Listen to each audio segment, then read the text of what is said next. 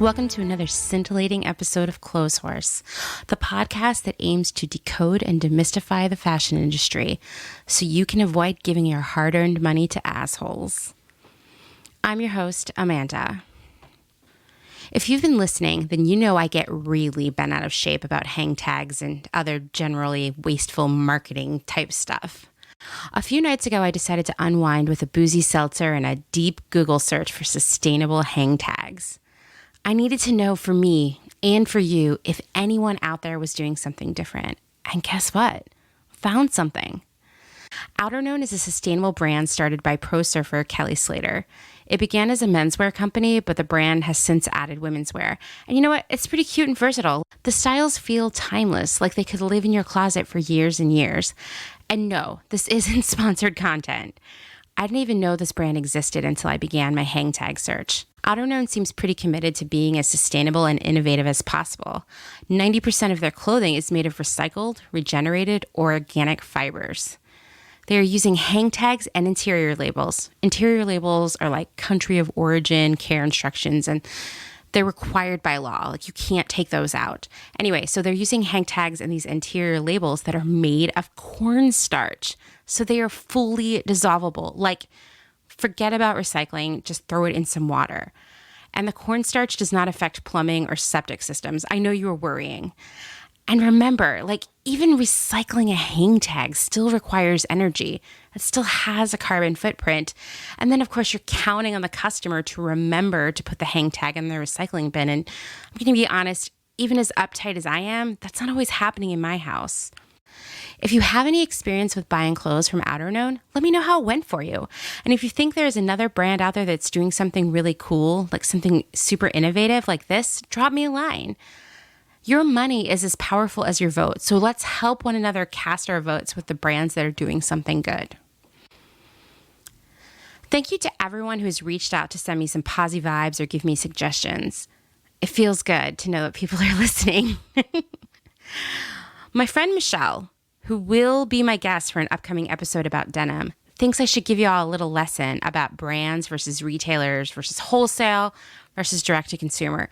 And you know what? She's right. To be fair, I've been playing fast and loose by using brand and retailer interchangeably because, well, it's complicated. So let's see if I can break this down. Okay, so brands. I was like, I don't even know how to describe brands, so I Googled it. Did you ever have that kid in your class who would start a book report with like, Webster defines love as blah, blah, blah, blah, blah? Did you ever have that person in your grade? I remember it being a pretty common practice at my junior high. I still laugh about it. Anyway, a brand is technically a person's perception of a product, service, experience, or organization. In the world of fashion, it's like Levi's or Comme des Garçons or For Love and Lemons. But see, here's where it starts to get dicey already. And I think we just started, right? So 10 or 20 years ago, that would have been the end of the definition of brand. But now lots of brands have their own stores selling maybe only their own brand, or they might even be selling some other brands alongside it. And they might also have their own online direct-to-consumer business by selling via their website, so directly to their customers. It makes sense for them financially because not only do they get a chance to build their brand image exactly as they envision it, they can also make a lot more money off their product than they do by selling to a retailer. Okay, so now you're asking, what's a retailer? Well, this one is easy, sort of. It's a store, right? Whether it's a real, live, actual store or an online store. So think like The Gap or Madewell or Free People. But see, you can also buy Madewell and Free People at other retailers like Nordstrom. So then they're also brands, right? You can see how this is getting really confusing. Remember when we did that exercise in episode 2 with Nike selling product to Nordstrom? Well, let's try to do that again to see why it's much more lucrative for brands to sell their stuff directly to you via their boutique or website, rather than letting you buy from Revolve or even Amazon. So what brand should we use for an example? You know what? Let's go with For Love and Lemons, primarily because my desk, where I'm recording this right now, is directly next to my closet. and I see a For Love and Lemons dress that I rented this month. So let's pretend that this dress costs $200. That's the MSRP, which means manufacturer's suggested retail price, which, by the way, is generally not just a suggestion, but a mandatory retail price. I'm sure you could charge $250 if you wanted, but with the power of Google, customers are going to find it somewhere else for $200 and they won't buy it from you, and they'll think you're a jerk. And when you agree to buy stuff from For Love and Lemons as a retailer, you agree that you won't charge less than the MSRP because that can hurt other retailers. It creates unfair competition. So you're not going to go out there and list it on your site for $150. So most brands offer retailers a 55% markup from the wholesale price. And once again, that can change depending on the brand, depending on who they're selling to. I mean, there's a lot of different nuance in there. And I will say there's a lot of push from retailers to brands to give them a better markup. So basically, the retailers want to pay less, right? But we're gonna stick to this 55% markup idea. Okay, so if the MSRP is $200, the retailer, let's say it's Revolve, is probably paying $90 for it. See, I did that calculation for you. That wasn't painful at all, was it? It might be less if they have negotiated a discount with the brand, but that's pretty challenging. It's also safe to assume that For Love and Lemons is making a 50% markup, or in that ballpark, which means it costs them $45 to make it. So when they sell that dress to Revolve for $90, they make $45 off of it.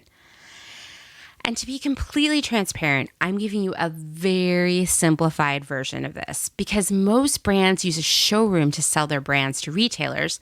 So that showroom is also going to take a commission. So For Love and Lemons is going to make less than $45 from the sale when all is said and done. But let's just pretend that somehow For Love and Lemons sold this directly. Okay, so we did that exercise. Well, now let's just say that you go directly to the For Love and Lemons website and buy the same dress there. So remember, they have to sell it for $200 also.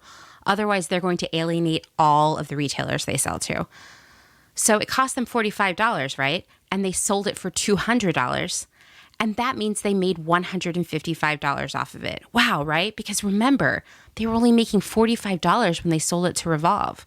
So it's so much better for them when you buy it directly. And brands are picking up on that, okay? That's why they are opening their own stores both online and offline. My advice to you is if you love what a brand is doing and you want to show your support, it's always best to buy directly from the brand. Anyway, I'm still going to be using retailer and brand kind of interchangeably because, as you can see, a lot of brands are functioning as both retailers and brands and vice versa. Do you have more questions about the business of wholesaling and retailing? Reach out. I mean, I could talk about this stuff all day, and I am not kidding. Today's super special guest is Amy, an expert in the world of production, thanks to years of experience. I love introducing all of you to jobs that you didn't know existed in fashion, so I'm excited for you to hear all about the stuff Amy has to do in a day. She's going to explain, well, first off, WTF is production, how she works with buyers and designers, and her experience with factories, including the transparency into the actual factory conditions and how mass cancellations by retailers affect not only the factories, but their supply chains and a ton of workers that aren't even sewing the garments. It's one of the first times in years that Amy and I haven't talked about dollhouses, Barbies, Rosé, or Hello Kitty. But you know what? It was still a pretty good time. So let's do this.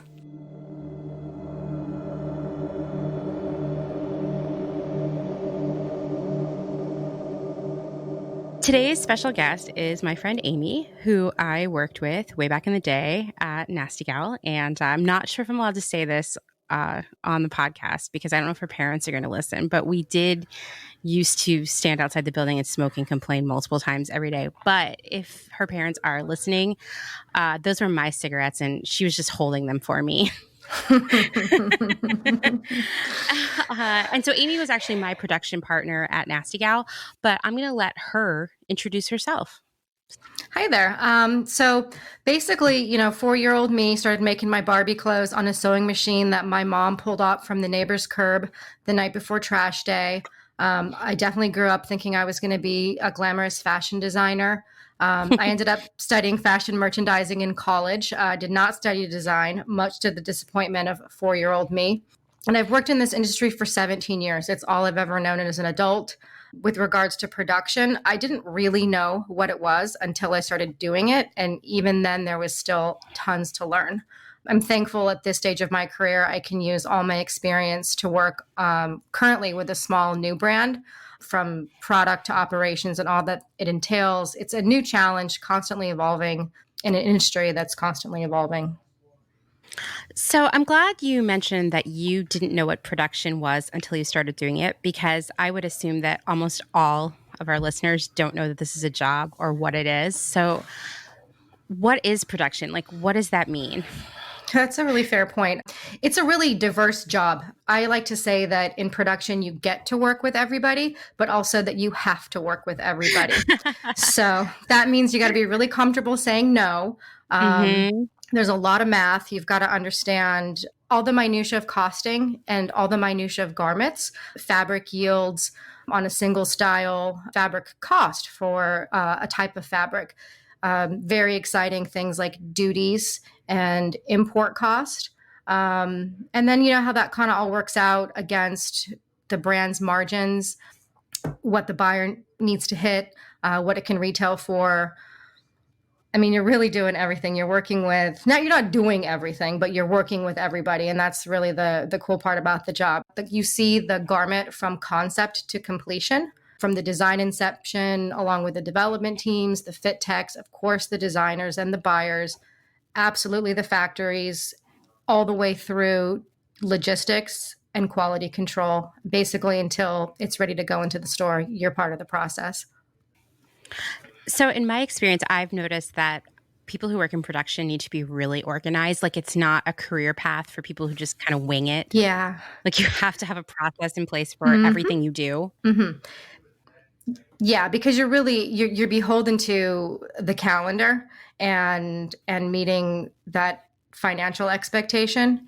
And so ultimately you're gatekeeping, the quality, the cost, and the delivery.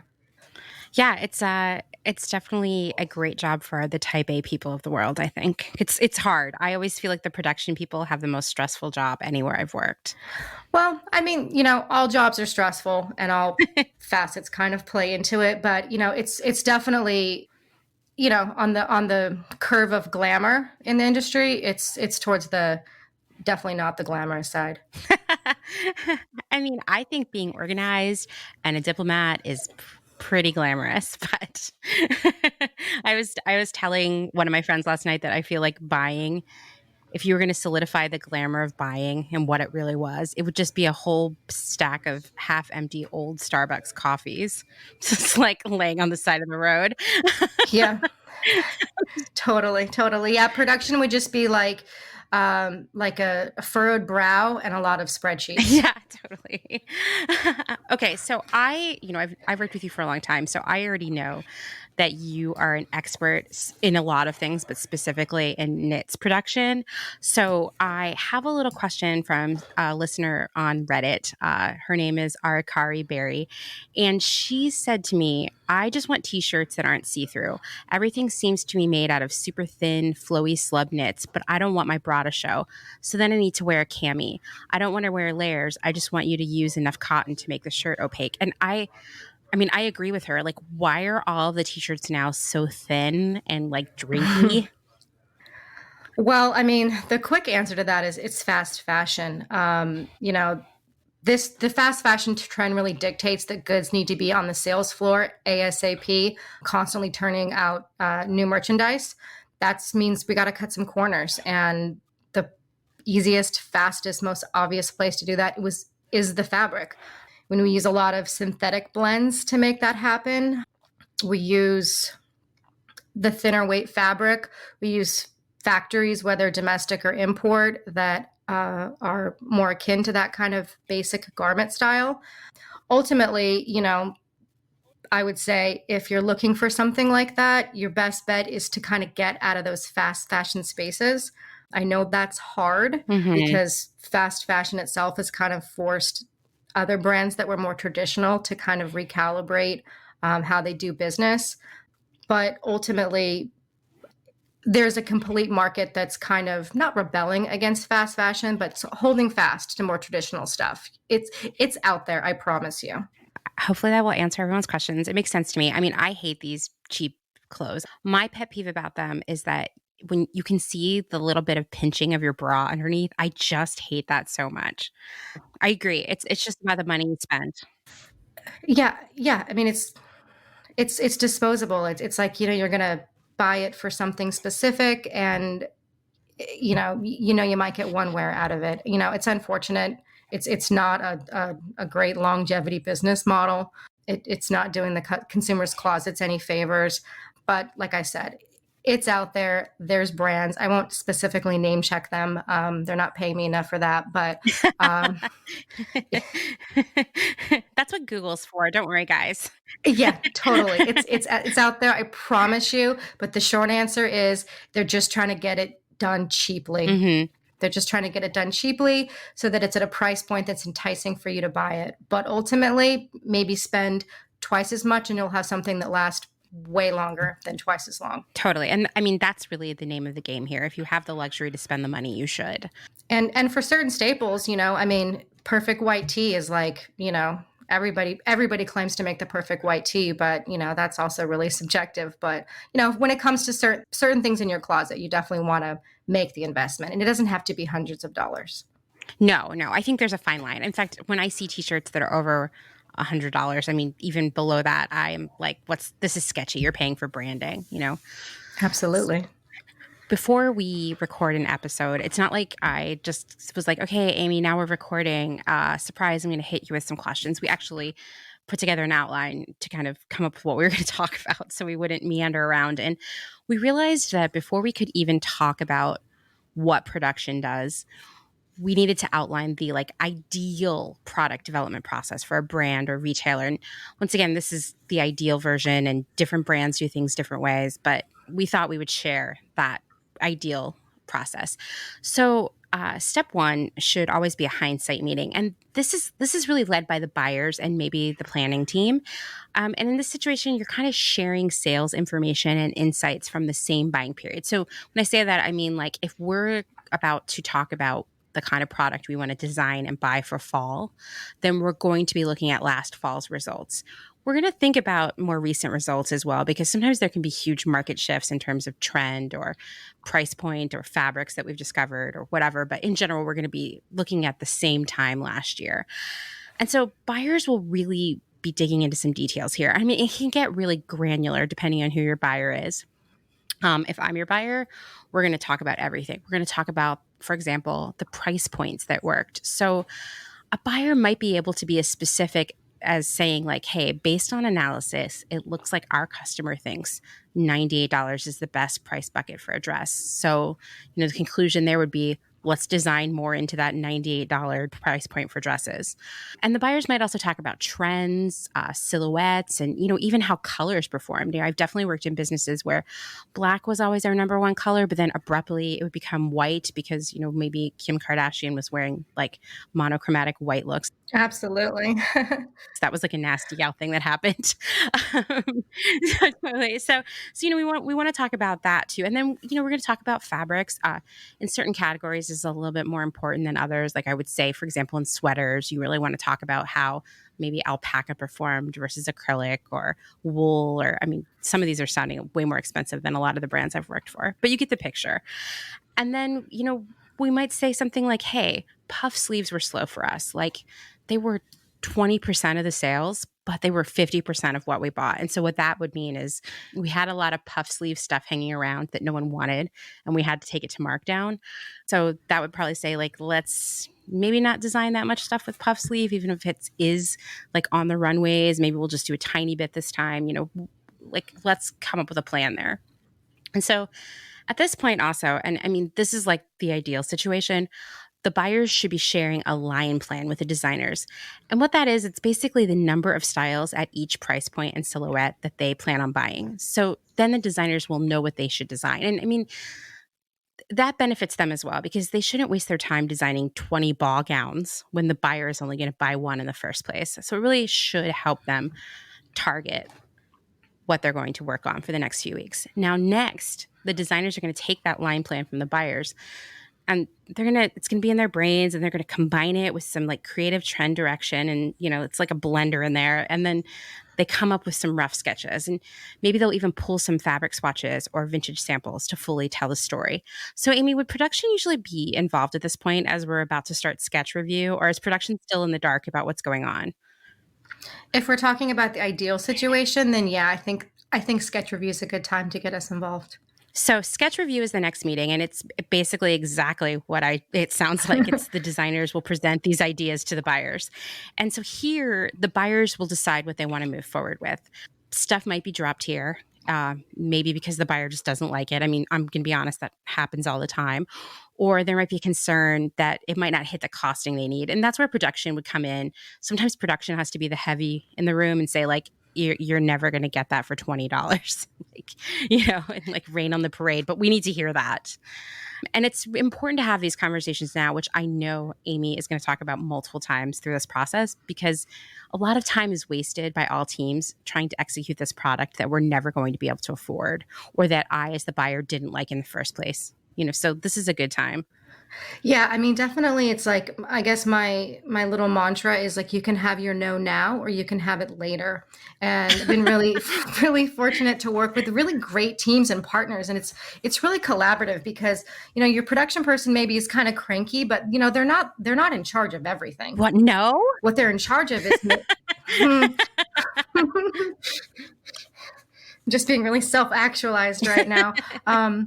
Ultimately what we want to do is we want to see that designer's vision come to fruition at a price and a quality and a time frame that's going to be beneficial to the buyer and therefore to the brand. So, if it's sketch review and it's this crazy thing and it's got, a ton of fabric yield, or it's a $98 dress and we need 4 yards of fabric for it, and the fabric's $14 a yard, production would like to tell you right then and there, let's talk about this. How is this actually going to work? Short answer is it's not going to work. So let's impact it now when it's still a sketch, before we start the wheels turning with every other team that's got to be involved with us in the process. Yeah, I think that's a really good point too, is like really laying out the expectations and also what's possible as early as possible. Since the first episode of the podcast came out, multiple friends of mine who work in design have said the same thing to me, which is, I had no idea all these components were part of the cost of a product. Yeah, yeah. Which I is crazy to me, and I believe that, but I do think there needs to be more education, like, for the design team to understand what's going on as well. Like, they have the best intentions as well. They don't want to design stuff that's never going to happen, right? Yeah, I mean, you don't want to squash the creativity. What you want to do is, make sure everyone's got the tools, and whether or not, I mean, I don't expect anyone who's not in the chair of production to dial down to that level of minutia, because we can get real detailed. But yeah, a basic understanding, obviously, if, you're a tops designer, you should know the different fabric yield between a tank top, long sleeve, short sleeve, crop, in choosing your fabrics against, what your buyer needs to retail them for. It's almost like it's kind of pulling the veil back, because it's not that glamorous when it really comes down to it, right? I mean, it isn't, but I also think that good planning can be very glamorous.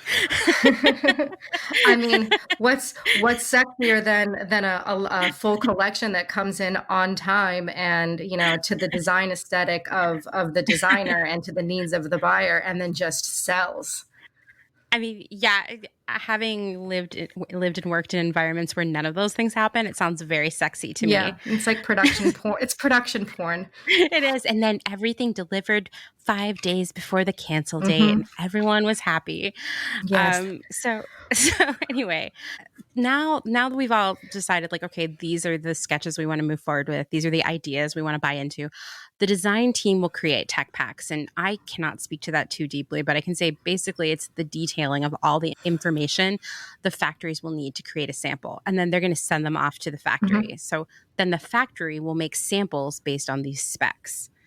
Next is sample review. And here, buying and design, along with production, will review the samples and decide what should move forward and what should not. And a lot of drops happen here. Sometimes they happen just because an idea that seems great on paper is actually pretty weird in reality. That happens a lot. Or maybe it's just impossible to hit a price point and execute the product well. I feel like these meetings can get pretty intense and really bogged down in the details. Often we'll have someone there trying it on. We can kind of already see what the limitations are going to be there. This is also the kind of meeting where, as we've talked about in previous episodes, we look at it, we're like, this is great. We need to take off half that embellishment in order to afford it. So those kinds of changes. Yeah, it can get a little emotional for sure.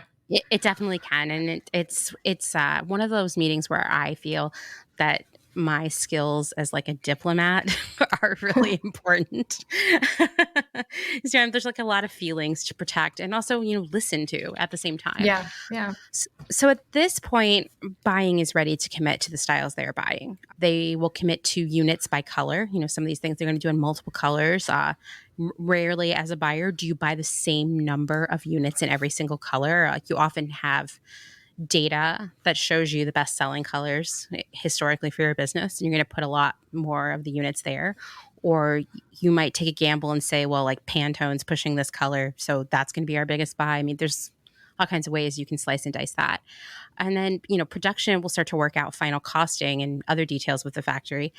And then the assistant buyers will issue the orders. And those are called purchase orders. But I'm probably skipped some more stuff in there that you would want to happen, Amy. Am I right? Yeah, I mean, and this is really just kind of an ideal example for, company A. And like company B would be like, okay, we've got 8 other milestones in here. But, I think it's a generally fair overview. And ultimately, it's just coming down to, again, like I said, balancing the buyer's needs versus the design and, production lending support in all the stages before we actually do the production and just making sure that we're hitting all these benchmarks. Right. And it's important to mention that, like, okay, so we have placed these orders, but like that's not the end of the story either, because there are going to be fittings. There are going to be samples to approve. There might be other crises along the way that require adjustment, or like me having to run over to Amy's desk to approve a fabric swap. Or, I mean, it's like all the time. Yeah. Yeah. And then, from production's point of view, it's like, why, when we made the decision to proceed with a style, why did we decide to send it where we sent it? Yeah. And, you know, and in the negotiation to make sure, hey, I know you've got this minimum, but I only want X amount of pieces, but I'm going to buy bigger on this other color. So, let's strike a balance here. A lot of back and forth happens with regards to the style in the development process before you even get close to going onto the production line. Yeah, that's a really good point that you brought up the quantities that we would buy, because often there is a minimum amount you have to buy in order to make the product at all. And I mean, in different environments, we have tried everything we could to get around that or reduce it. Nasty Gal would be one example. Like we did all that leather stuff, and it was like, we can only buy 50 units. Like, how do we get the factory to make 50 units? Like there are adjustments like that, that production really has to negotiate on behalf of the buying team. Like I wouldn't be involved with that. I would just say, I can only buy 50. What can you do?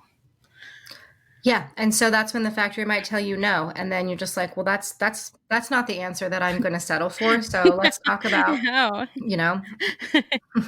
no, that's not okay. Yeah. I mean, it would be great if it was like they were like, no. And they were like, okay, well, that's the end of the story. Let's move on. Yeah. I mean, and that's why, like I was saying earlier, like in the job, you have to be comfortable saying no, but you also have to hear no a lot. And then you just kind of go like, well, that's a non-answer. What am I going to do with that instead? Right. Because it wouldn't be acceptable for you to go out to the factory and the factory said no. And you were like, oh, okay. Hey, guys, just want to let you all know we're not making that because the factory said no. Like that would never happen. That would be so unacceptable. Yeah, that's me not doing my job. I might come back to you and say they're going to do it, but there's going to be a surcharge. So, hey, looking at this one style against the whole collection for the whole delivery, can you take the margin hit? You're not going to hit your goal, but you're going to get the product and you're going to have a complete line. Right. And sometimes that's required to tell a marketing story or create a lookbook, or, I mean, there are a lot of reasons why that might happen. It can be dangerous though, of course, because then you're bringing in product that at full price already isn't very profitable. So That happens more often than I would like it to, but it ideally doesn't happen very often in a good business. Right, right. And then, of course, on the factory side, it's kind of like, hey, man, I only need 50 here, but look at these units I'm doing here. Look what we've done historically. Look what I'm projecting for the future. And so there's a lot of, interpersonal negotiations that happens on that side as well. You don't just take what they say at face value. Doesn't matter who they are, what region they're in.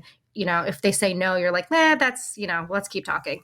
And you kind of have to do a lot of back and forth. I prefer to do that and really come with more than one option for solution back to the team to figure out what they can do with it. So, like, when you would be carrying out those negotiations, would you do that over the phone? Would it be email? Like, how does that work? Because you're frequently dealing with factories overseas. Yeah, I mean, I like to cover my ass, so I prefer email.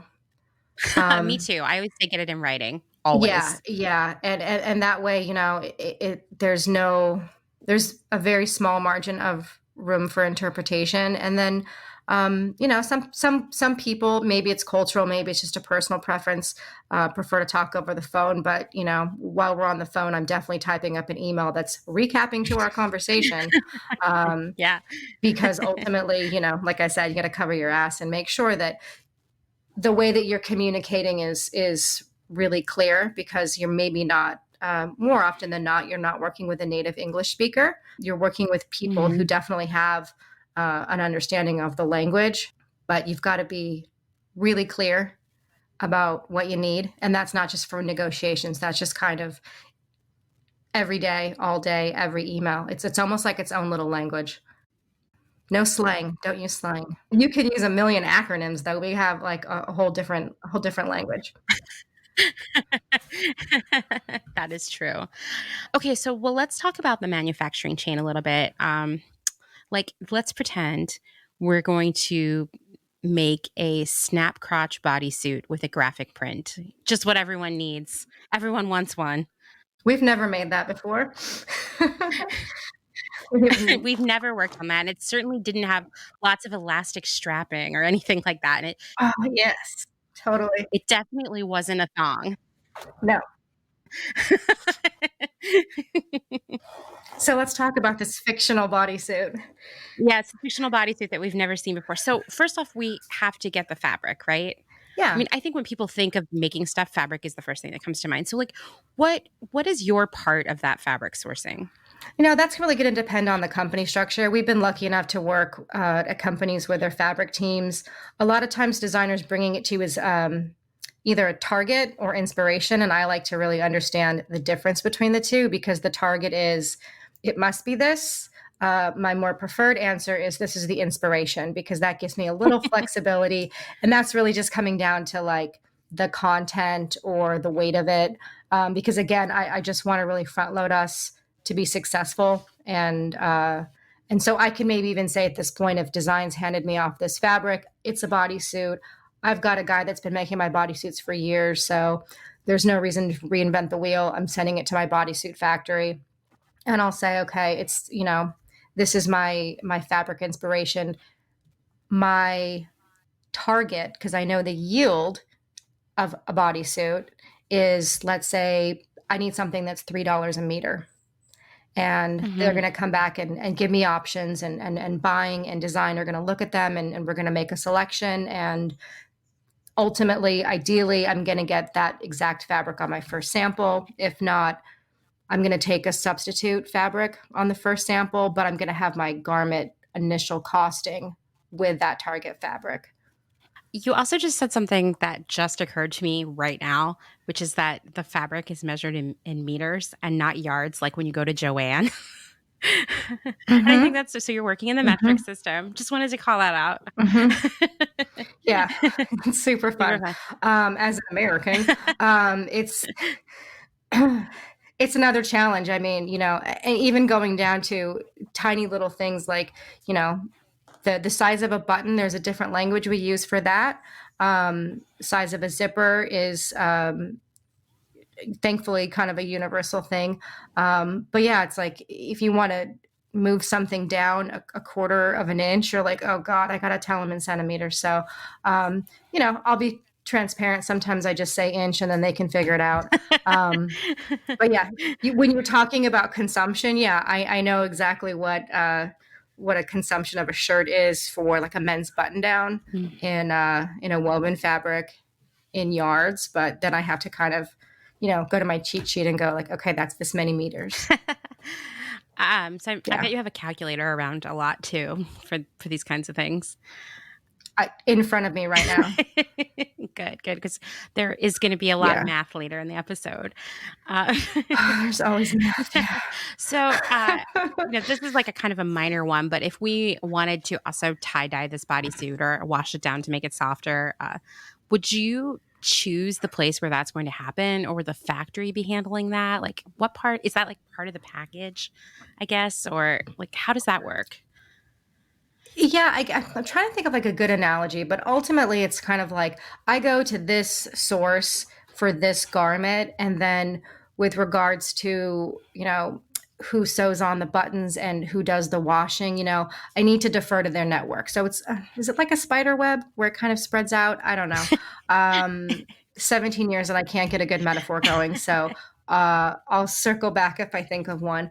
But yeah, I mean, I wouldn't unless I wouldn't. I haven't. Um, I, if they said, if all of a sudden my bodysuit guy in this example is like, I've never done a tie dye on a bodysuit, I don't know where to go, then I've got to, get some boots on the ground and go figure that out. But ultimately, it's a leaning tower of relationships. Like I need this person to go to their source Mm-hmm. because they've got that relationship, and ultimately we're just going to say this is what we'd like it to look like. Right. And my target price, so make it that happen, please. So, and then like moving on to trims, I think there's this idea out there, and I don't know why I'm saying I think that because I know it. I've definitely worked with people who have this idea that if you can dream up an idea, China will just make it for you.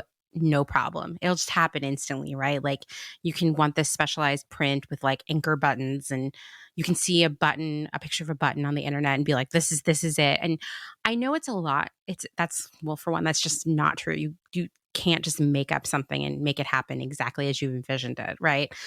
But what's the deal with trims? Like, are there limitations there? Once again, like, are you picking those out? Are the factory like who's making that decision?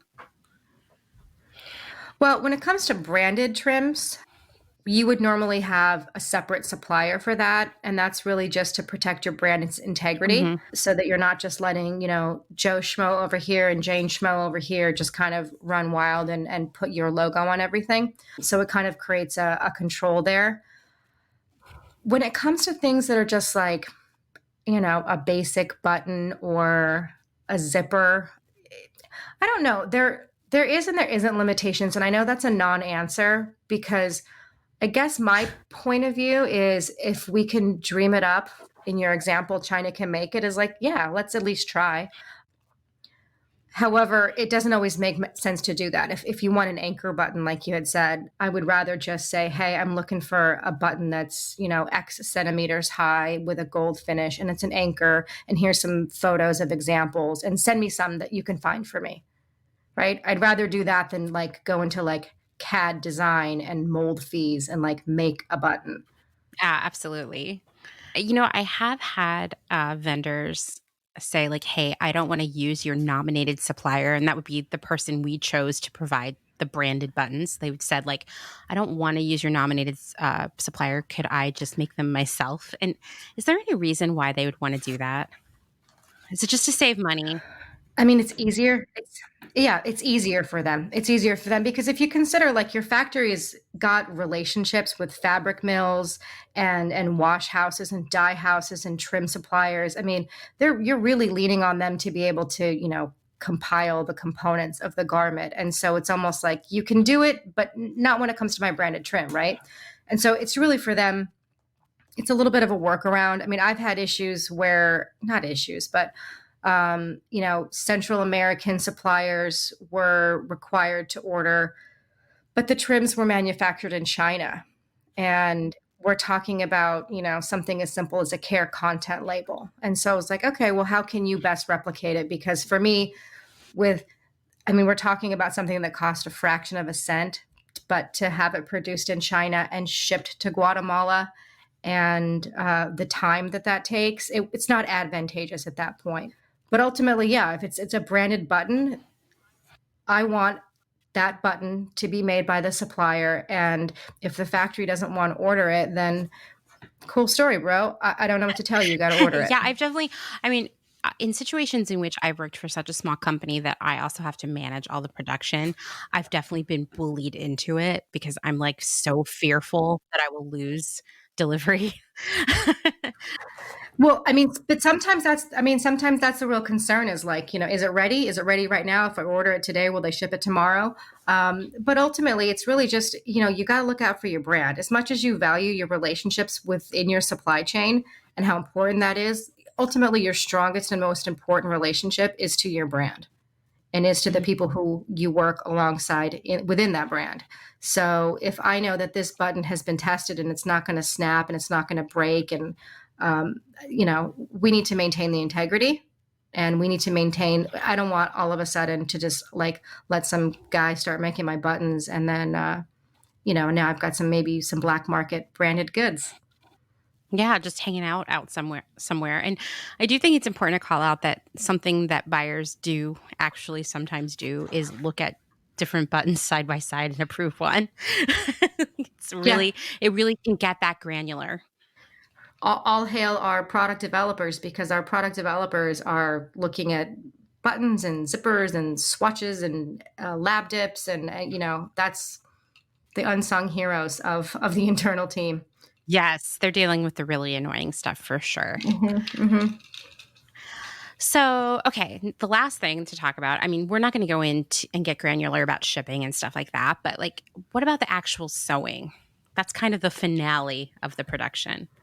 Yeah. So, I know I just kind of used the term already, but like I really feel like the sewing are the unsung heroes. And if people really wanted to familiarize themselves with what it looks like, Google again is your friend here, because this is it's not what you think about when you think about like grandma sewing a dress for the sixth grade dance for you. It's like they've laid out the fabric spreaders have laid out the fabric, the guys have put the markers down, they've cut it, and you might just be sitting there and your job is to just sew sleeves all day long.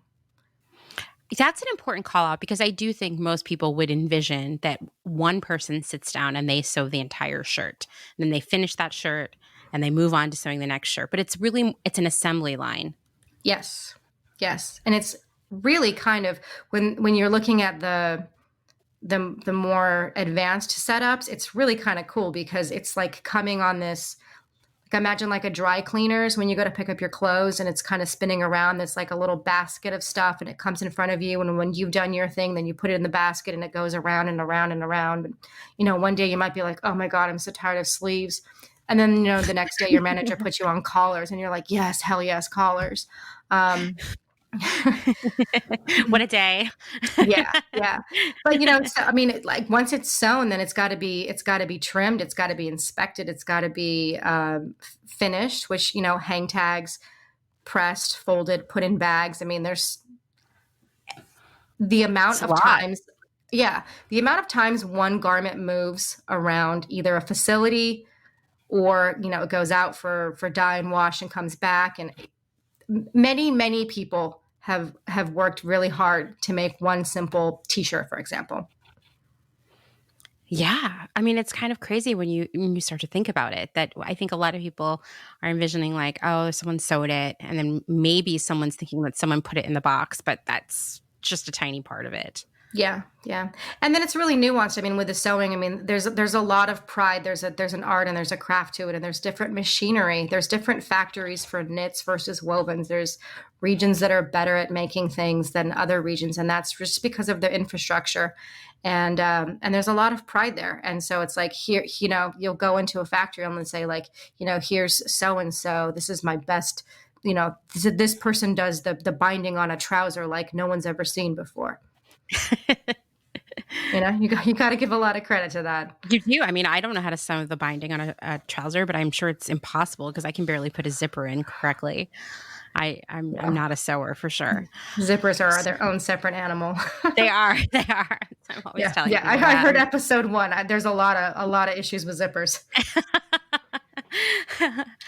Okay, so now we're getting this picture of like what's happening, and there's trims to buy and fabric to get, and maybe something has to go out and be washed. So like, how does the money flow here? So like, we place the order. What happens next? So my quick hit on that one is like the money flows down and out, right? So Hmm. it's going to vary by who your vendor is, who your factory is. Those terms are kind of interchangeable. But prior to anything happening, prior to anyone thinking about this bodysuit, we've created a relationship, and there's contracts involved, and there's financial reviews. So we have terms. So I might have to, once that purchase order is issued, I might have to make a deposit, and they're going to I'm going to send that deposit directly to the factory.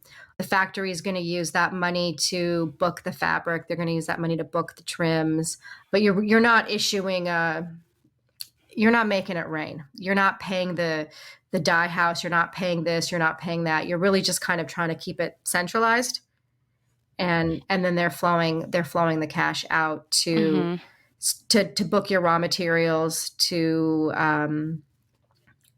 reserve your space in the production line, to pay the workers in the sample room that have been making your samples.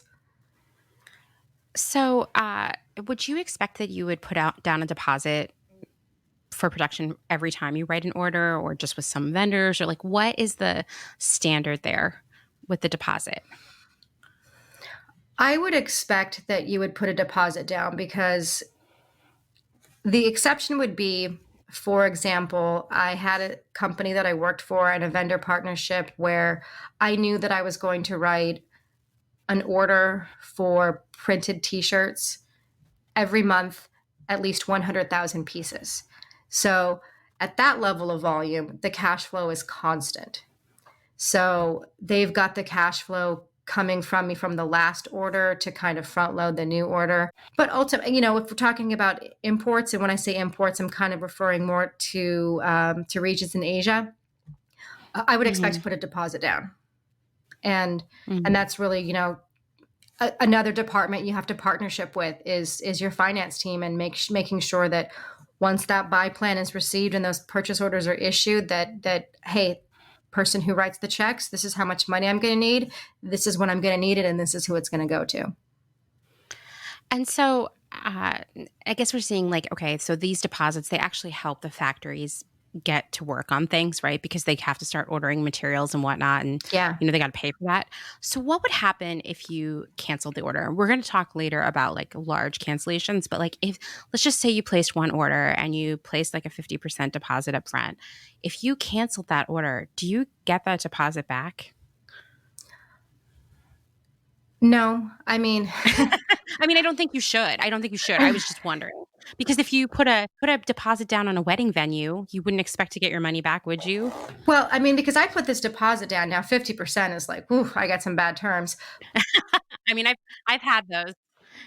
Yeah, I mean, I have two for like new business or smaller businesses, but if you put that deposit down, they're buying raw materials with it. Right. So I'm not going to get that deposit back, because you can't just exchange. They can't return it. Getting it back is not exactly sending it back, but saying, okay, you know what, we overbought. I can't take this top anymore. So can you hold that fabric, because I've got a skirt in mind for that fabric for next season. That was going to be my next question. So what would happen to the fabric and trim that was already bought? So you might reuse it, right? You would Maybe. try. I mean, from like a production point of view, like you absolutely want to try. I'm sure finance is on board with that. Design and buying are going to be better adept to saying, that trend's gone, or that color's seasonal, or that print Yeah. doesn't work. And then you go, okay, well, we're just going to eat that. Maybe if you've got a good relationship, the factory can sell it somewhere and you can recoup a little bit of it. Mm-hmm. Well, that's interesting. I didn't know that that was even a possibility. Yeah. So, like, if you did decide that, like, this is a pretty basic fabric, we can use it anytime. Like, is there an expiration date on when you have to use it? or would they just hold on to it forever? Definitely not forever. I mean, we're talking about like natural fibers, Hmm. and this is why like fabrics are on rolls and not folded, because you don't want the fibers to kind of, lay there pressed down. Fabric will break down over time. Ah. The expiration is less about the fabric, because it's not like, a turn up that you forgot about in your refrigerator. It's about like how much of it is there, and where is it being stored, and what's your Mhm. relationship, and are they willing to hold it? Totally. I did have at one point at one of my jobs, I had to do a cancellation and there was liability fabric. That's what it's Hmm. called. Yep. And they were willing to hold it, but we had to pay a storage fee. Hmm. So ultimately, it was like, okay, this lights a fire under us. We have to use this very soon. Yeah, and that's the reason they want to give you a fee, because they don't actually want to store it. I mean, a factory is not a warehouse. Wow. It just blew my mind. But like, you think about it, like, your factory is kind of calibrated to a volume of production, and Hmm. if it's got huge volume, then there's like, production lines everywhere, and then all of a sudden, there's a recession, and production is lower. They're literally going to pick up and move from full capacity to half capacity, and then try to rent out that other space. Like, you're not going to ever go into a factory and be like, wow, it's really spacious in here. Yeah. Yeah. Oh, Now you, here. Yeah, it's not like a side game they're playing where they're like, here's all the money we're making from all our accounts that we're storing their fabric. yeah, here's our storage unit area. It's off to the side. You're in unit B. Yeah, yeah. So you're gonna be real, like, yeah. And I've realized too, like, there's been times where I'm like, well, I can't reuse this fabric. I've already paid for it. I don't want to pay to store it. Put it in the container in the next ocean shipment, and I'll put it in my warehouse, because I actually do have a little bit of room here. Oh, wow, interesting, because I have been in situations where there have been rolls of fabric like that hanging Yeah, out, just, like, for no yeah. reason. That's liability. It's like, maybe it's more like, bring it over here and I'll figure out what to do with it. But then it's just like, it's just going to collect dust. I mean, Yeah, yeah, for sure. It's not gonna get yeah, used. yeah. It's tablecloths for the next company potluck. Totally. So, I mean, you ultimately, as the production person, you're choosing what factory is gonna execute a style. So, how do you choose who you'll work with? Well, I mean, on a style level, you're going to allocate it out based on who can make it, and that's really considering the strengths of the supplier, the region. Some regions are more adept at certain products; they have specialties, and then the time and the cost. It's really nuanced, but it's kind of like, I know that if I'm going to make a knit tee, that I have some trade agreements that make it more preferential, and I'm going to place that over there rather than in China. Or I want to do a really nice men's suiting shirt, so I think Turkey's a great region for that kind of thing. So it's really just kind of knowing your shit, knowing what it is, when you need it, how much you can pay for it, what it costs over there, and choosing wisely. And you don't always choose wisely, but sometimes you go, I'm going to try. I know this guy can do it, and I think this guy can do it. So, Yeah, you yeah. might send it out to a couple people. And then, ultimately, there's like the human component to it, right? Like, you want to work with the people that you've worked with in the past successfully, the people the factories that you've visited, that are, within compliance, the relationships that you have. I mean, I'm fortunate that I can, at this point, kind of reach out to people and say, hey, I'm doing this small thing, but we had a good situation here. Would you consider doing this? And that kind of gives me a little leverage against the normal minimum. When you first started out, how did you learn what factories to work with? It's not like you walked in that day and, like, had all these contacts. Like, how does that happen? Oh, full disclosure, and I hope my old boss is not listening, but I didn't know what I was doing for the first few years. I was just like, okay, fine. Fake it till you make it. It's it's really about just being willing to kind of listen and learn. And then you can read up on a lot of things. And also too, like on a consumer level, check the tags. Mm. Everything that we have here is got, country of origin on it, and you'll see different regions, and there's always a reason for it. How much transparency into the factory conditions do you have? Because I know that's something that people are probably thinking right now while they're listening to this. Like, you already are picking your factories based on like what they can do and how well they do it and hitting that price point. But you did mention like you kind of prefer the factories you visited.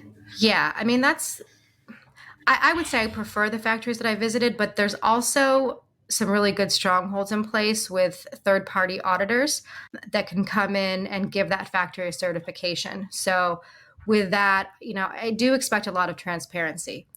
I think as much as possible within the factory itself, this audit's going to come in and they're going to confirm that the workers are being paid a fair wage, their conditions are safe, many different variables. How many doors are there? How high is the ceiling? Like, it really, I mean, it's crazy. They go in there and they spend days and days and days, and they give you this audit. And if you're working with a factory that has that audit, you can feel relatively confident that everything is on the up and up.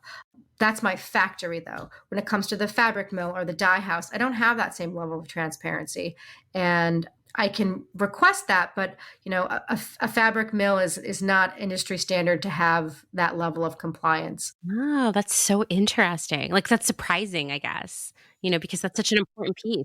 Yeah, you kind of imagine like reaching out and shaking someone's hand, like I'm shaking that guy's hand, right? And I'm working with this merchandiser at the factory, and I want their reports and their audits, and then they need to be working with all of their partners in a ethical business way. So you're basically trusting them to make the right decisions. You're trusting them, especially when we're talking about an international scale. It's very hard. Big companies, small companies. I mean, it's all over the news right now with large companies. That really attests if you have that amount of resources, and you don't, go through your entire supply chain. I can't control. I mean, I just picked the button off the card that you sent me. Right, right. Yeah.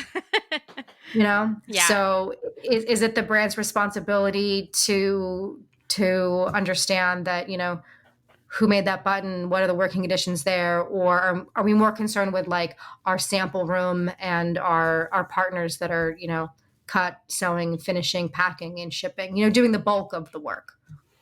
Yeah, and I think that's a really important call out that like, we're picking the button or the fabric and we don't know what's happening at the button factory or the fabric factory because we're just working on the garment factory. And I think you and I kind of touched on this when we were talking on the phone yesterday, like when there are these big like exposés about XYZ brand having these conditions in their factories. I mean, to be honest, like often the brand is completely unaware of that. Like sometimes the brands don't even know that their product is being made in that factory because it may have been subcontracted out, or like it even seems that often uh, they just don't know that they even worked with that person. Well, yeah, I mean, that's the thing. It's like your brand, the brand, whatever it is, whatever commodity it is. I mean, you definitely want to know who you're working with. You want audits, you want inspections. Even if I go there myself, I would still like to see reports from other brands Hmm. and this third party agency, as much as information as I can get. So a brand's going to know, like, okay, I've been there, I've seen the reports, blah blah blah. But a brand's not going to follow it down to the level of detail of what the working conditions are at the place that's completely removed from the process where the button was made. Yeah, or like the boxes came from there or something. Exactly. So ultimately, it's kind of like, as much as you want your brand to be aware and informed, it's going to come down to that individual country to be on top of their laws and their regulations and their workers' rights. Yeah, I think that's totally true, and that seems to be part of the problem whenever these issues arise. It's like, why, like, even recently there's been all this stuff in the news with Boohoo and the conditions in some of their domestic factories in the UK. And I would ask myself, like, why isn't the UK watching these factories more closely? I mean, I also would say Boohoo's probably pressing those factories for pricing that is just not achievable domestically. And therefore, that's part of the other problem, like the factories making promises they can't keep because they want that business or they need that Yeah, business. absolutely. And so, as a consumer, you can say, well, okay, I'm gonna, this is not above board, and I'm gonna boycott this brand, and I'm gonna, make noise about it. But, making noise until legislation is really also, it goes hand in hand. It does. It does. And also saying, like, to yourself, maybe if I didn't have to buy an $8 bathing suit, or maybe if I weren't opting to buy an $8 bathing suit, maybe conditions would be a little bit better. Yeah, Like there are many ways in which we as the individual can be responsible and accountable. absolutely. So, okay, let's say you've had a bad experience with a factory. I mean, I'm not going to lie. I've seen some really disastrous shipments come in. I cited in another episode a cape that came in glued together rather than sewn. And what if you wanted to break up with that factory? Like, what if you're just like, that's it? Like, everything's late, everything is messed up, nothing is fitting properly. Like, it's just a nightmare. Like, how would you do that? And what issues would finally push you to do that? I think, I mean, how you would do that is just, within that order that you received that was unsellable, you'd hope to, charge back and have some financial recourse, and you sever the relationship. It's pretty cut and dry in that regard. Why you would do that is more about, kind of the three pillars: is the quality, the cost, and the delivery. Um, Cost being a little less of an issue from my point of view because I've already committed to a cost when I wrote you the order. Um, but if I really needed, we had a great long relationship and I really needed to get this one product category down and you just couldn't help me out, then I would have to find a way to move it to somewhere else. Hmm. Quality, if shit happens. So you'd want to have it wouldn't be one and done. I mean, if it was like completely awful, you ordered a shirt and you got a bottom instead, like, okay, what's happening here?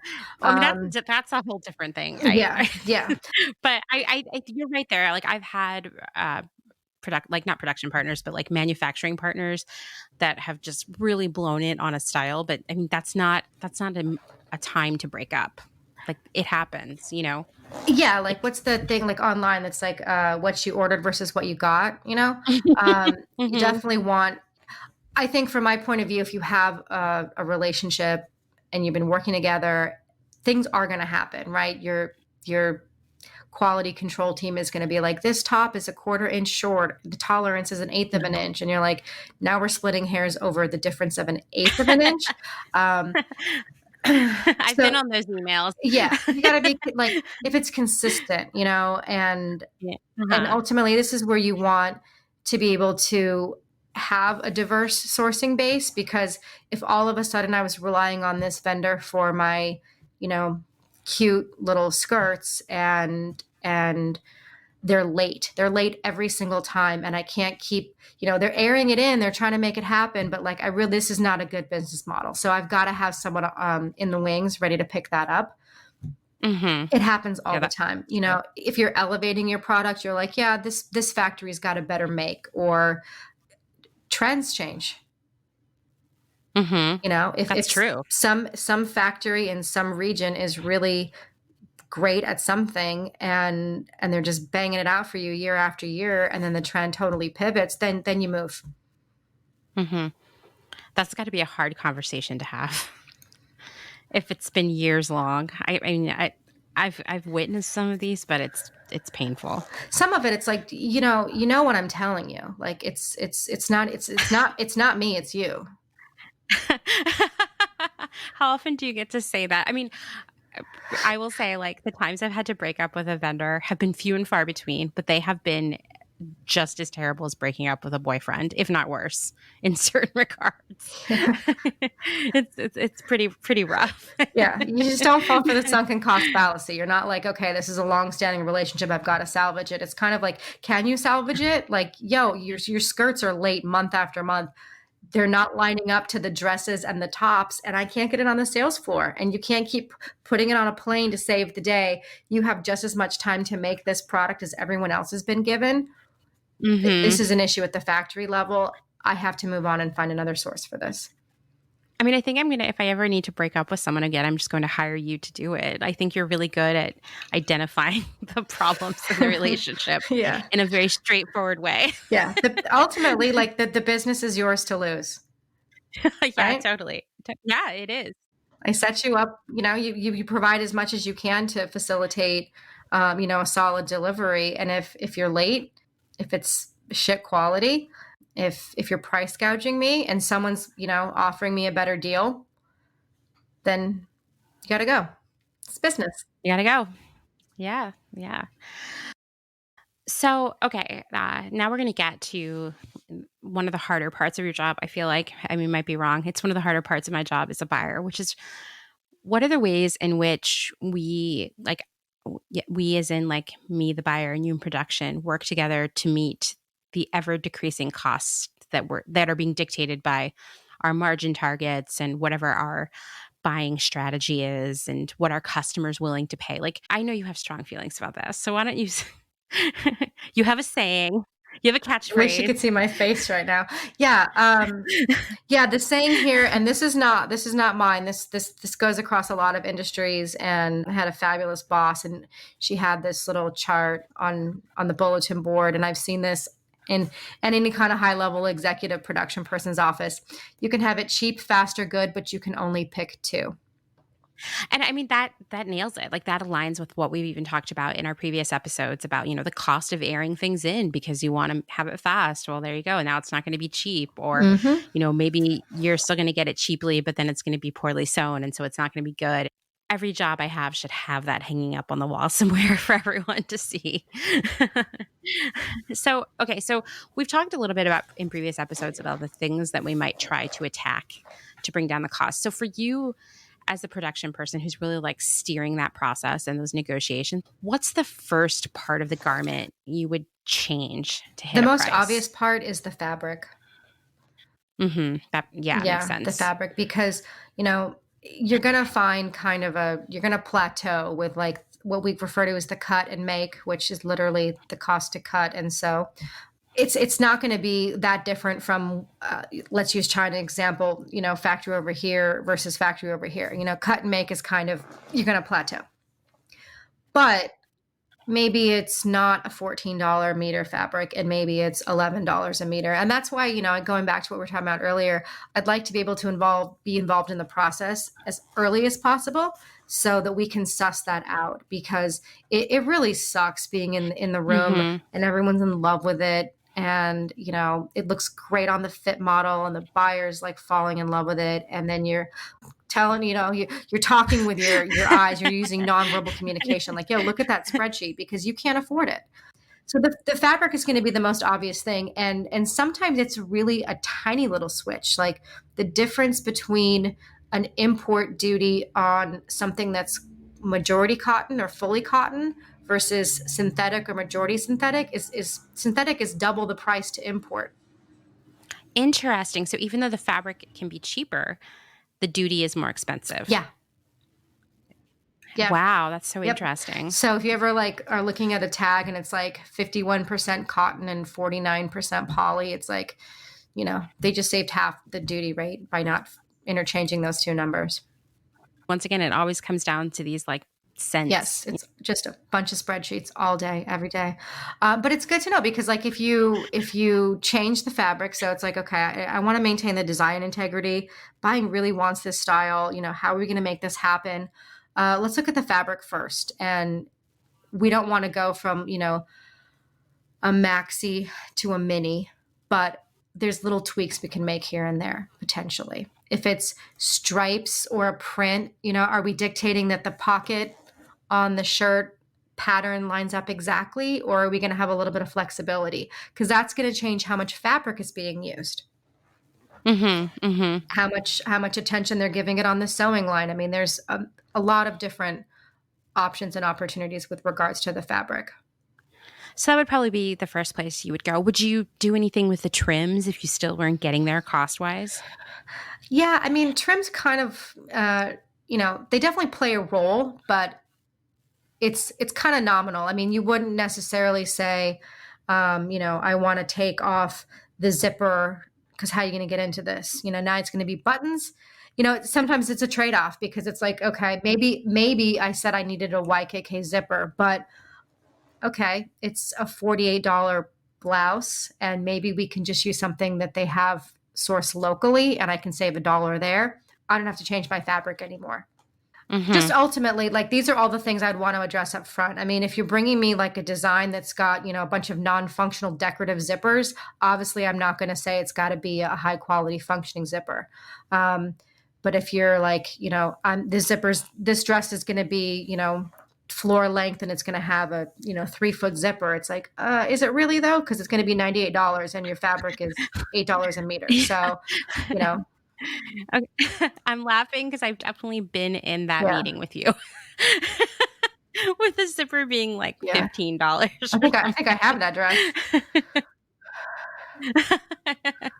something. So would you ever, so if you'd reached a point where you like had substituted the fabric to the best of your ability and you changed out some trims, but you still weren't hitting the price point, would you ever change factories That's like my worst.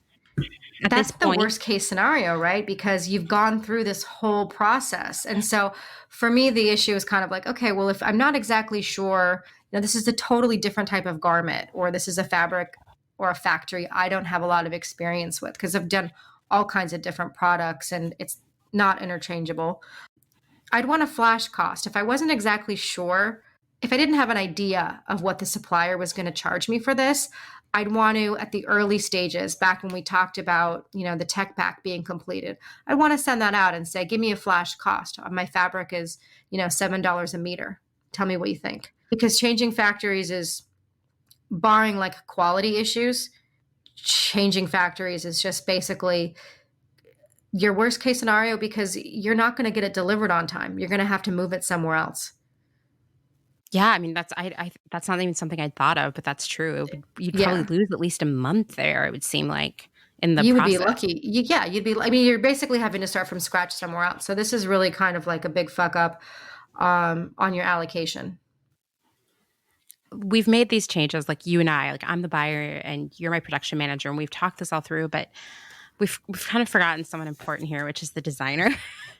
So how it just seems like it would be difficult to reduce the cost of something while also meeting the designer's vision, kind of depending who your designer is. And if they've been in the game for a long time, they're probably like, yeah, just change it, whatever, I know. But you might also have a designer that's come from a more premium background who wouldn't understand that this dress needs to be $18 or something. Like what do you do there? How do you make that happen? Well, I think that actually the production and design dynamic is the most interesting part of the whole entire job for me, um, because it's really kind of it's my opportunity to be creative in kind of forming solutions and not having to be so creative that I have to design the garment. So for me, that's just like I love that balance because you always want to make sure that your team cross functionally, and that includes your buyers and your tech and especially your designer, that you're all on the same team and that you really want to give them what they envision, but sometimes there's compromise. So it's really just trying to find the way to find solutions and to work together to figure it out. I mean, the amount of times a designer has told me no, I mean, I can't even count because that's their job is to maintain that design integrity. They've got a vision. Mhm, Yeah. mhm. Yeah, I mean, it's tough. It's tough.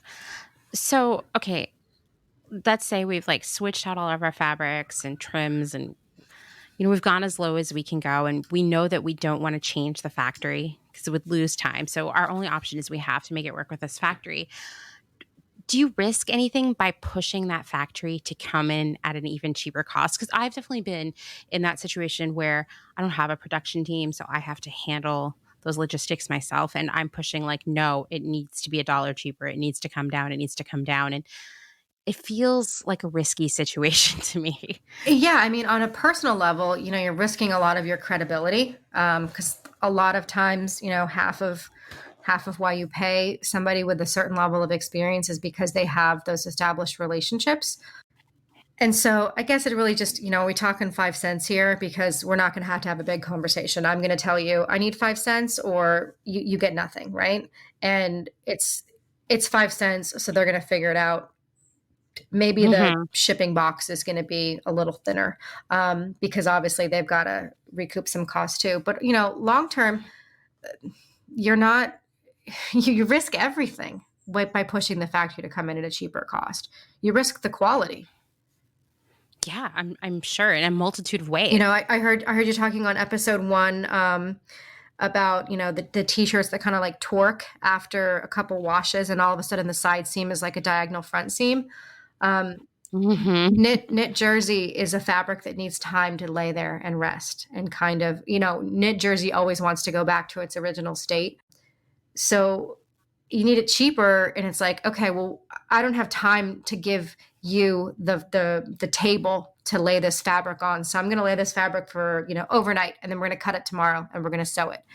I don't have time. I had allocated for you 3 days worth of sewing for this one style, but now I'm just going to push through, and we're going to get done in 1.5 days or one day, because there's other orders coming in, and they're paying me properly. I mean, you risk everything, and if you push and you push, your quality is going to suffer, your customer is going to suffer, and ultimately, you'll give me the price a few times, but I would fully expect that if I just squeezed you for a season, that next season all your quotes would consider your loss. Yeah, that makes sense. So it's not a good idea. You're going to pay for it down the road in a multitude of So ways. many ways, and I just rather would be transparent, and it just comes down to smart sourcing and allocation, and yeah, being transparent. Like, I will happily send you a tech pack and let you know what my target cost is. I'm probably going to inflate it a little bit, unless, I mean, everybody does. Long-term Right. relationship, I'll tell you exactly where I need to come. And if you can Yeah. hit it, and I've got 5 styles that I'm sending to you, and you can hit it on, all 5 styles, and maybe they make a little bit more on style one than they do on style four, ultimately it can balance itself out. So we've talked a little bit about like how, making some changes, especially changing the partner, can really affect the timeline. And I think there are a lot of other pieces in there that can make a delivery late. So what about when you're dealing with like really tight turnaround product, like the fastest fashion? I mean, because this is kind of the new normal. Like everybody's figuring out how they can write their order 1 month before delivery. So like what do you do to make that happen? Or what if someone gave you that challenge, what would you do? I mean, I guess we're going back to fabric again, right? um, if you're Fabric is important, it turns fabric out. is life. That's my next tattoo. um, so I guess, it really comes down to it, because yeah, if you're saying like, hey Amy, I've got a slot to fill and I need this right now, if there's fabric sitting there somewhere and you have some seasonal colors as a buyer, and I'm showing you the color card, I'm always going to have black and white, and there might be some seasonal colors on there. If you could please, just as a buyer, Amanda, just pick one of these fabrics, then I think I think I'm having deja vu. I'm having yeah, deja vu right pick one. now. um, Because you know what? That's a huge component, and we're done. Because I've told this guy, Right. like, I told the factory, like, please, dude, I need to make, you know, 300 of this top, because we have a late delivery, or we have, whatever reason, we had to drop a style. We've got this gap to fill. It's Mhm, it's not easy, but it's also kind of sloppy. mhm, It's you have to for sure. rush through every stage. So tight turnaround is, as you see in fast fashion, you're creating disposable clothing. Mhm, It's going to mhm, last you a few washes, but to your redditor's question, the fabric is going to be thinner. It's going to not last you as long. But from like a pure production point of view, if I can get you that fabric, then I can do everything. I'm saving 30 days. If I can make it here in the United States, or in Central or South America, I can get it to you faster than I could for China. Maybe because I have North and Mm-hmm. Central American trade agreements, I don't pay duty. So now I can afford to ship it via plane instead of boat. Um, Mm-hmm. there's a lot. Yeah, I mean, it's like all a puzzle, Yes. and you have to fit all the pieces together, it seems like. So when you talk about stock fabric, I mean, I know what you're talking about there, but just for everybody who's listening, like, what is stock fabric? Does it already exist? Is it just hanging out somewhere in storage? Yeah, I mean, there's definitely there's fabric mills that exist to supply this demand. Where it's like, okay, it's a jersey, and they've done their trend and color research, and I've actually had a lot of success with sending out an inspirational fabric to my merchandiser at the factory, and they went out to their fabric mill, and it was a high-end fabric, and they found like a beautiful duplicate for it that was just already sitting there. Sometimes it's like, okay, they might need a little bit of time because they don't have enough supply for you, so they might need to knit it or weave it. But yeah, it's basically a giant fabric store. But it's not just one thing. There's mills and there's fabric businesses that exist for the sole purpose. That's so interesting. I mean, I guess there's probably been a lot of opportunity in that area as, fashion has gotten faster. Absolutely. Because yes, it is the supply feeding the demand, and the demand is not going to go away. So, rushing through something like this, for the purpose of turning it around faster to get it onto the sales floor, like, does sort of demanding that or executing that, does that impact pricing or your vendor relationships at all? Or are they expecting The it? vendors that are set up to produce it are absolutely expecting it, and they want that kind of business. That kind of goes back to the cheap, fast, and good. You can have it fast and you can have it cheap. Absolutely. There's complete business models that exist around that methodology. They're not going to be able to do, high construction, or, you might have to, compromise a little bit on, the types of seams, or the fit a little bit, but it exists. It exists for a reason. And then if you want something that's good or better, you should know enough to not ask that guy to make that thing for you. Once again, I'm sure that's something you learn with Yeah, experience. yeah, yeah. Yeah. It's not fun to insult your partners, but I can't do it for you, but I can refer you to someone who can. I mean, it's Right. completely different business models, right? I mean, it is. And I do think that, I mean, I think you mentioned this earlier, or maybe when we were on the phone, that a lot of what we think of not fast fashion retailers are having to start to adapt Yeah. this sort of, I don't know, like process. And so now they're dipping their toe in it. They're like also demanding faster turnaround. Definitely, I mean, I can say that in the past 3 years of my career, I have been placing more and more receipts within 60 days of delivery. So I think it's unfortunately becoming even more popular, which, I mean, to go back to what you were saying, if you can only get it, if it's cheap, fast, and good, and you can only get two of those, the faster we push all the retailers to do this, the less good our clothes are going to be. It seems like, or more expensive, I guess. It could become, you could pick one. Yeah, and I think too that it's not as simple as just thinking about it in terms of the fast aspect as being on the actual production cut and sew line. It's also fast in everything that happens before that. You're not giving design time to think about a comprehensive collection that tells a story. Buying is having to be really reactive to what's happening on the sales floor, and maybe not necessarily what you'd prefer, which is last year's same time historical data. Yeah, I think that's a really good call out. And I think kind of randomly pulling stuff together towards the end is also probably impacting the way stores look, because the merchandising might not be as tight because it's the stories aren't as cohesive. There hasn't been a long view there strategically. It's just like, we could get the shirt. It seemed like it would work. We're going to move on to something that is ripped from the headlines, which is the hashtag pay up movement. And for listeners who haven't heard us talk about this in the past, this has been going viral all over social media. And it started with retailers canceling on vendors in the wake of the coronavirus pandemic. Just canceling on goods that may have even already been made. And most certainly, if they haven't been made yet, based on our conversations here with Amy, that the trims and fabric were already purchased. So I've been kind of asking everybody this, Amy, because we all see cancellations at like the different end or different side of cancellations based on our jobs. How often do you cancel on vendors, and why might you normally do that?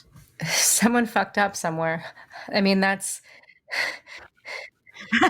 I Yeah, I mean mean, that's true. ultimately the primary reason would be the quality. If we had gone through this process Hmm. together and there was alignment on the expectation of what it's supposed to look like, and then it comes in and it does not look like that, um, you can't sell it. You've got to think about your Right, brand right. integrity. You don't even want it on the sales floor discounted. Um, so that would be the primary reason.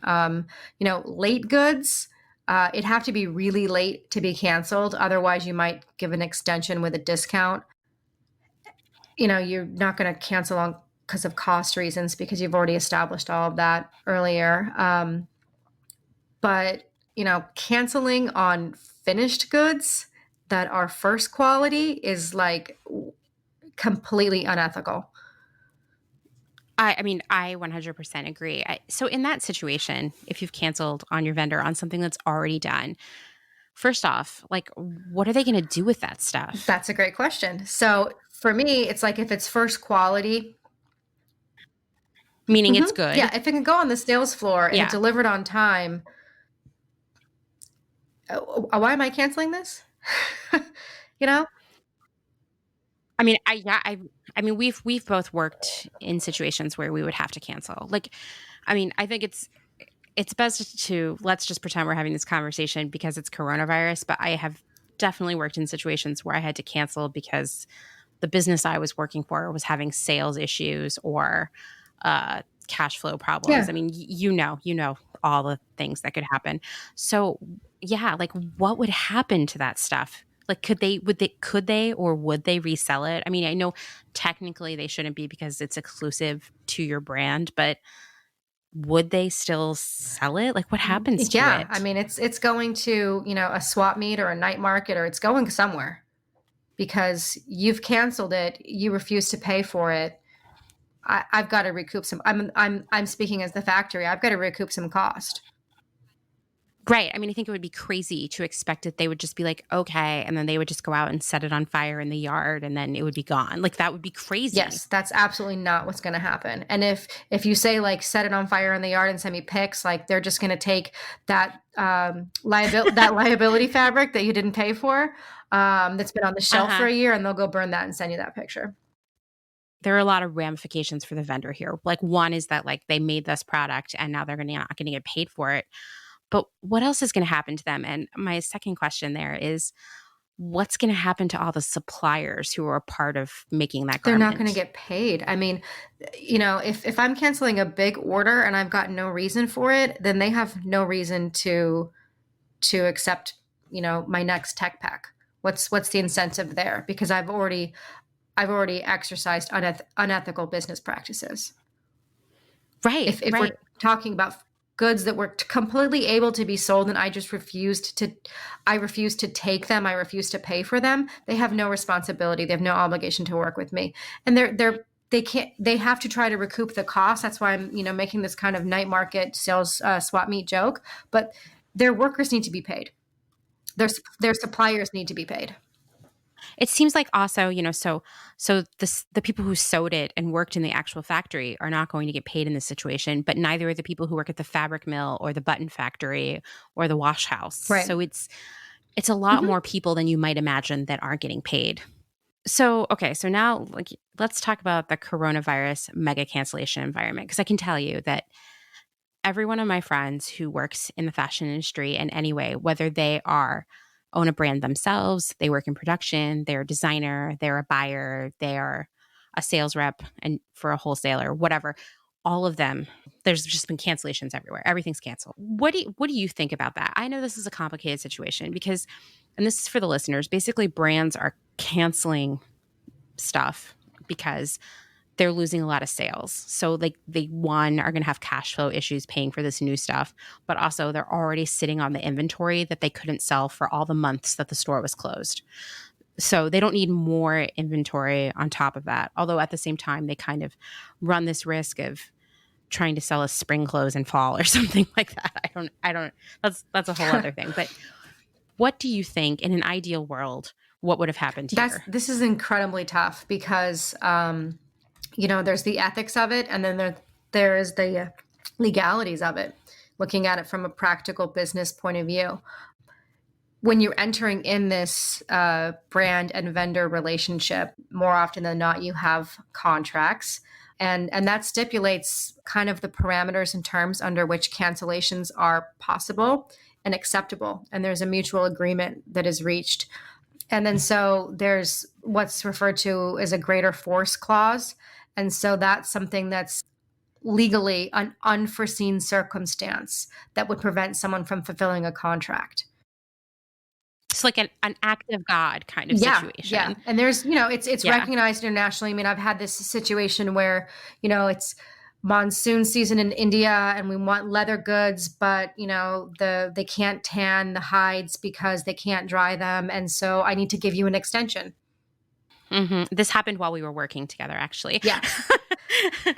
Things like this happen. So, COVID's really kind of put an interesting spin on things because, as you were saying, stores were closed. And not only that, I mean, a lot of retail is direct to consumer. And I don't know about you, but I've been sitting at home and I just changed from like daytime to evening time jammies. I don't need to buy clothes right now. I mean, it's historically times of recession, apparel retail is the hardest hit, right? So what do you do as a retailer and how do you mitigate your risk? Because I'd like to keep my brick and mortar store. I'd like to keep my online store active. I'd like to, keep my staff employed. But maybe I've booked orders out for months and months and I've only bought the fabric. Right. So I think that's okay. Okay. Sorry, dude. I thought I was going to need to make these clothes, but I'm not going to have a need for them. So I'm canceling the order at this point. The fabric is just sitting there. Put that roll on the shelf with my other ones and I'll keep paying for that storage or, whatever. Businesses have to react just the same way that the consumers have to react.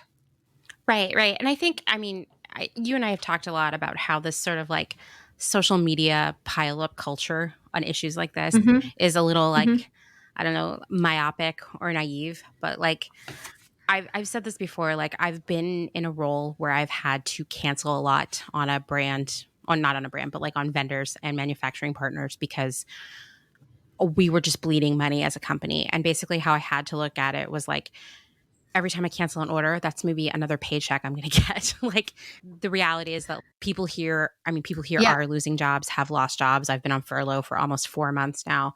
But on top of that, like if these brands maybe would have had to pay for all these canceled orders and accept them, they might have had to lay off even more people. Because I think if you haven't been noticing lately, and I've said this before, brands that we think of that are just raking in the dough are actually barely hanging on by a thread. And that's why we're seeing all these bankruptcies right now and will see more. They're overextended and they don't have a lot of disposable money to just bring in product that they're not going to be able to sell.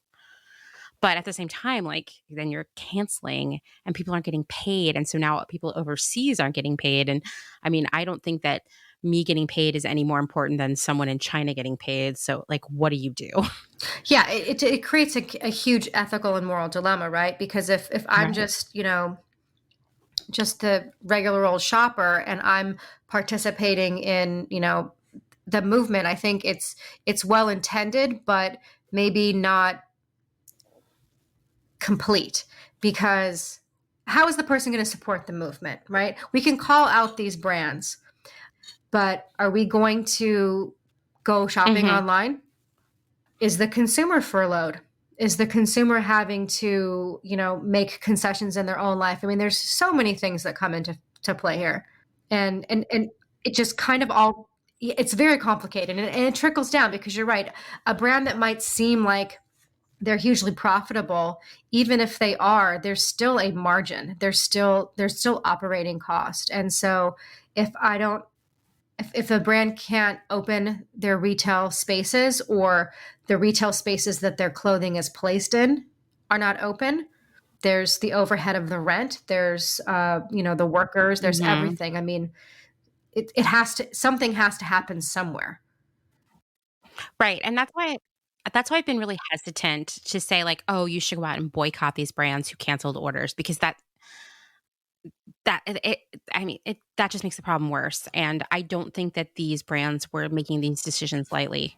Absolutely not. And I think the actual opportunity is really kind of shining the light on, what does fair wage look like? What does a living wage look like? And that's a completely separate issue than just, can I cancel this order? Yeah, yeah. I mean, do you have any advice for people about like what you think they should be doing in terms of this situation? Like, do you think that brand like the companies here in the US should have reinstated those orders? Do you think that consumers need to stop being angry? I don't know. Like, is there any I feel like it's such a complicated situation that there's no easy answer here. And for me as a consumer, it's really hard to imagine what my action is there unless like you wanted to go super capitalist and be like, well, you need to go out and buy a lot of stuff from these brands or something. Yeah, because you could totally go out and buy all this stuff, right? But then, Hmm. again, are we all collectively in an income space that makes sense? And, Right, right. are you buying it, and then, wear it in your backyard right now? I don't know. Um, but I think this is really a pivotal point. And so, on the consumer level, I would just kind of urge people to direct their energy towards that kind of advocacy, making making changes on, a base level to salary. What does the living wage look like? Because a lot of the pay up movement is like, you canceled the order, now the women in the sewing line aren't going to get paid, and now they can't eat. Is that the consumer's responsibility? I mean, I do think that, we as a world have a lot of work to do around identifying the living wage and making sure everybody gets that because we have a Yeah. lot of people in the United States who weren't getting that. And I mean, I could go on about that for hours. I get so angry when people on the internet are angry about some people making more money on unemployment than Hmm. they did before. I'm like, who cares? Guess what? Yeah. They're not getting rich. They're still only making probably like, oh, I don't know, $2,000 a month. Yeah. Like, leave them alone. Like, Yeah. just go away. I think with regards to the actual like concept of pay up, it's you cannot focus on that one area. Everyone's got to be willing to do that. And unfortunately, for the consumer, that means the willingness to pay a little bit more for their clothing. Yeah, I think you just nailed it. That's really what Yeah. really needs to happen. I think that if we would willingly and actually show this by paying more money for things, if we would do that, that we would find that a lot of the issues we're seeing in the supply chain could be Yes. better. And that really kind of takes it back to, pre 1990s, when manufacturing was still predominantly domestically, and clothes weren't thought of as Yeah, disposable as they are. Yeah. it's true. It's true when people wear everything Yeah. more than 8 times, which is the average right now. Well, thank you so much, Amy. You're going to be back for our next episode where we talk about Made in the Looking USA. forward to it. Yeah, so talk to everybody next time.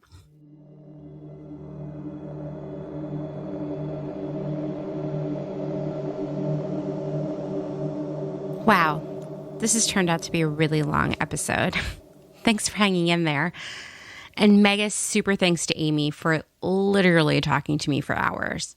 She'll be back in our next episode to talk about Made in the USA and what that really means in 2020. It's not what you think. So I guess it's time for some closing thoughts. Wouldn't it be great if we added some super sensitive music right about now? Maybe next week.